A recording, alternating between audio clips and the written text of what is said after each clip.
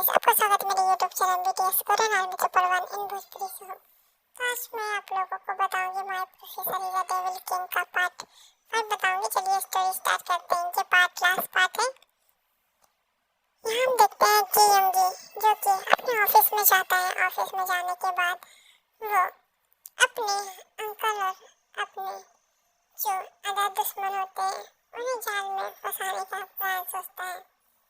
वो उनके काले धंधों को पुलिस को दे देता है, जिससे उन्हें गिरफ्तार कर लिया जाता है।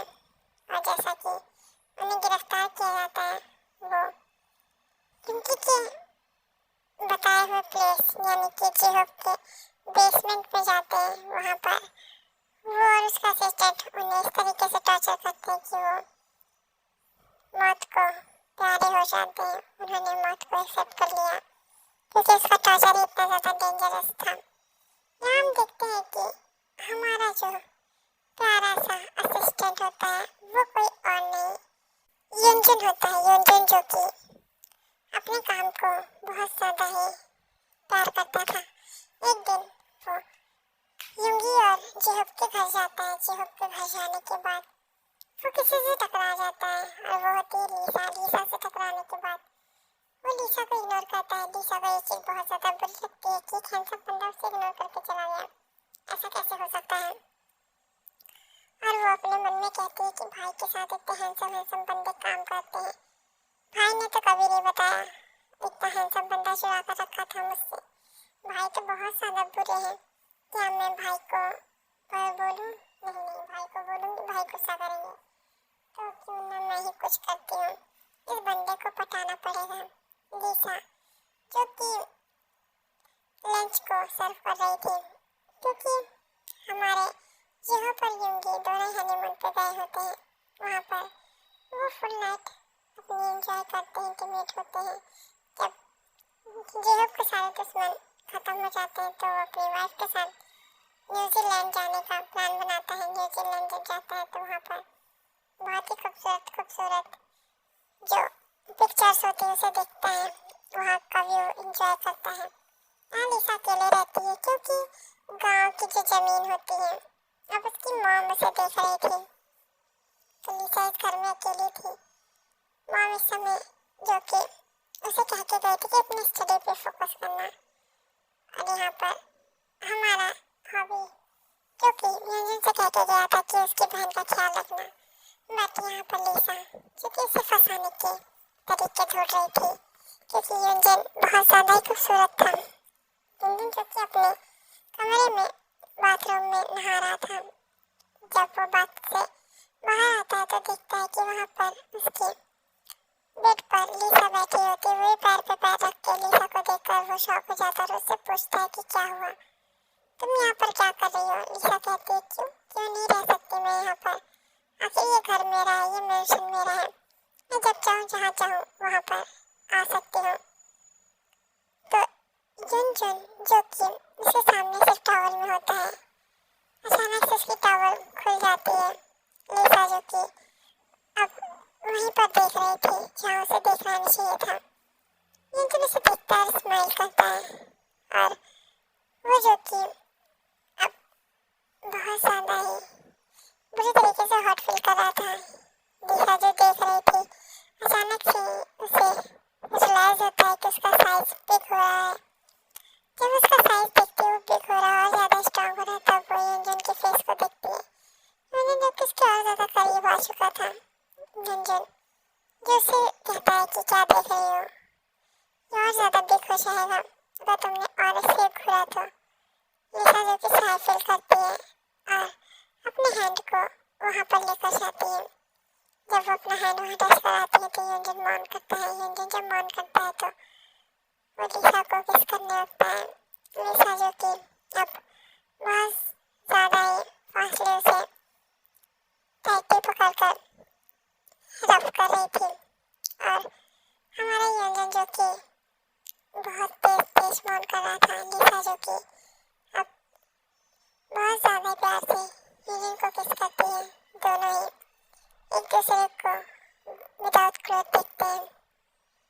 हमारी लीसा भी नेकेड हो चुकी थी। यूंजन उसे देखकर यूंजन स्माइल में कहता है कि वैसे तो बहुत बिग बिग हुए तुम्हारे।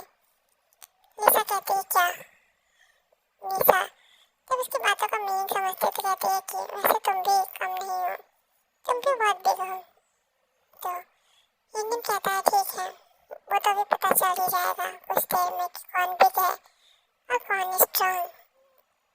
यंजन जो कि अब लिसा को लव बाइट देने लगता है और उसके जो कि शोल्डर के नीचे आकर उसके चेस्ट को सक करने लगता है और लीक करने लगता है। इसी तरीके से वो आगे बढ़ता है और युंगी जो कि हमारे जॉब के साथ एंजॉय कर रही थी और हम देखते हैं लिसा जो कि अपने आप को कंट्रोल नहीं कर पा रही थी, तो युंगी उसके अंदर एंटर होता है और वो बहुत तेज से चीखती है, उसे बहुत ज़्यादा पेन होता है। आखिर यंजन था ही इतना ज़्यादा बिग। यंजन जो कि बहुत ज़्यादा फास्ट ये सब कर रहा था क्योंकि लिसा की मर्जी थी। लिसा जो कि बहुत ज़्यादा एंजॉय करके चला रही थी। इस तरीके से हम युंगी को देखते हैं, युंगी जो कि बाथरूम से बाहर आती है वही फुल क्लॉथ में और वो चल नहीं पा रही थी।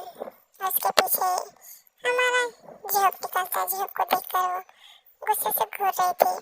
आखिर उसने उसकी हालत जो खराब कर दी थी हनीमून पर, आखिर वो सब नहीं होगा तो क्या होगा।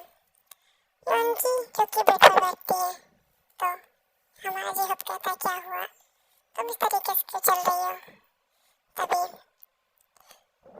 युंगी कहती है कि तुम तो कुछ बोलो ही मत, तुम्हारी वजह से ही ये सब हो रहा है। अब हमारा जिहोप कहता है कि तो हनीमून पे क्या करना चाहती हो, तुम सिर्फ घूमना चाहती हो, बोलो क्या मैं कुछ करूँ बिना, बोल दो। अगर मुझे कुछ करने का मन है तो मैं किसके पास जाऊँगा, तुम्हारे पास ही आऊँगा ना।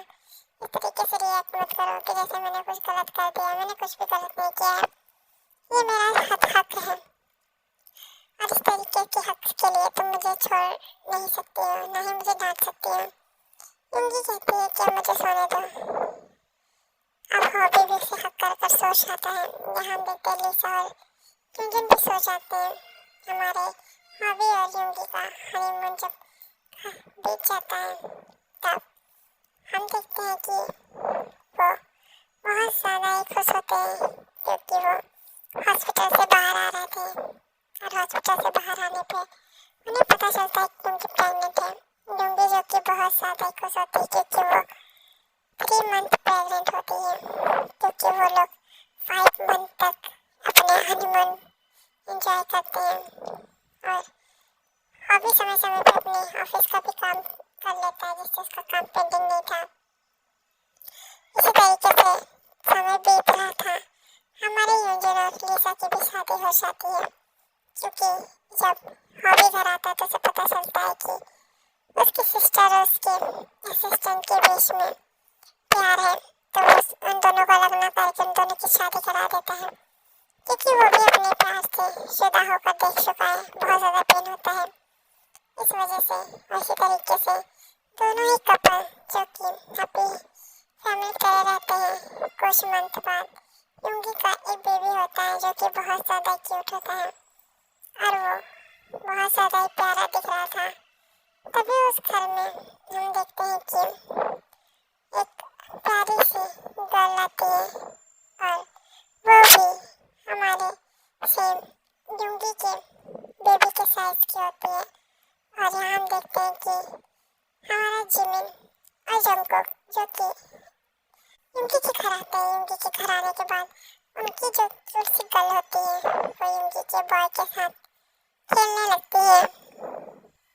हमारे जंगकोक कहते हैं कि लग रहा है हमारी बेटी ने अपना पार्टनर ढूंढ लिया है, कुकी जो कि स्माइल करता है और हम देखते हैं कि यहाँ पर युंगी भी स्माइल करके कहती है लग नहीं रहा है मेरे बेटे को तुम्हारी बेटी पसंद आई, आखिर है इतनी प्यारी। ऐसे ही दोनों लेडीज बात करते हैं, दोनों जेंट्स हमारे जिहोप और कुकी जाते हैं और उन लोगों के लिए बढ़िया से डिनर तैयार करते हैं क्योंकि लेडीज तो तैयार करने वाली नहीं थी क्योंकि वो लोग बातें इतनी ज़्यादा करती हैं कि खाना बनाने का शायद उन लोगों को टाइम न मिले। ऐसे ही अब रात हो जाती है, सभी अपने कमरे में सोने जाते हैं। हमारे प्यारे से जंगकोक जो कि अपने मोमेंट को एंजॉय कर रहे थे और अपने बेबी को लिसा को दे चुके थे, क्योंकि लिसा इस समय प्रेग्नेंट होती है। इस वजह से वो लिसा और युंगी के बेबी को संभाल रही थी। हमारे जुनजुन का तो मुंह ही बना होता है, क्योंकि वो नहीं चाहता था कि लिसा इस तरीके से बेबीज में उलझी रहे। वो चाहता था कि वो भी उसके साथ रोमांस करे, बट बेबीज इतने ज्यादा चालाक है कि वो बिल्कुल भी इंजॉय नहीं करने देते हैं। इसी तरीके से हम देखते हैं कि दोनों रूम से मॉर्निंग साउंड आता है। यूजिन जो कि सुन रहा था, यूजिन कहता है कि देख रही हो, उन दोनों ने अपने बच्चे दे दिए हमें और खुद एंजॉय कर रहे हैं। कितनी जोर से हमारी भाभियां जो कि इतने चिल्ला रही हैं, लेकिन ये लोग रहम नहीं कर रहे हैं। मुझे भी चाहिए। यूजिन लिसा से रिक्वेस्ट कर रहा था, लिसा कहती है बिल्कुल भी नहीं, मैं नहीं चाहती हूँ कि उनके बेबीज को कुछ भी हो। उनके बेबीज को थोड़ी सी भी प्रॉब्लम होगी तो वो मुझे होगी, तो चुपचाप से अपना काम करो। इस तरीके से बोलकर उसे चुप करा देती है। झुनझुन बेचारा पूरी रात इस तरीके से झुनझुन जो कि युंगी और जीवन की बेबी को संभालता रहता है। दोनों ही जो कि रात में उठकर खेलने लगते हैं। ये बात झुनझुन को पता नहीं होती है। झुनझुन जब सो रहा था तभी उसके पेट पे कुछ भारी भारी से महसूस होता है, जैसे कुछ कूद रहा होता है। उसे लगा ये लिसा है। जैसे वो आँख खोल कर देखता है तो वहाँ पर हमारा प्यारा युंगी का बेटा सुगा और जिमिन का बेबी मोची होती है। मोची को देखकर वो क्यूट से स्माइल करके कहता है क्या हुआ मोची बेबी। तो ये सुगा कहता है कि कुछ नहीं चाचू, हमें बस खेलना है, क्या आप घोड़ा बनोगे। यूनियन जो कि घोड़ा बन जाता है। ऐसे ही पूरी रात वो जो कि घोड़ा बनकर बिताता है और लिसा स्माइल करके देख रही थी। ओके आर्मी जी, इस स्टोरी को एंड करते हैं। नेक्स्ट स्टोरी कौन सी होगी कमेंट करके बताइए। और हम कल जो कि वन शॉट देखेंगे जो कि ते और युंगी का होगा, और उस स्टोरी का नाम है रोमांटिक नाइट। तो आप लोग उसके लिए तैयार रहिए। Sarangi army, love you so much.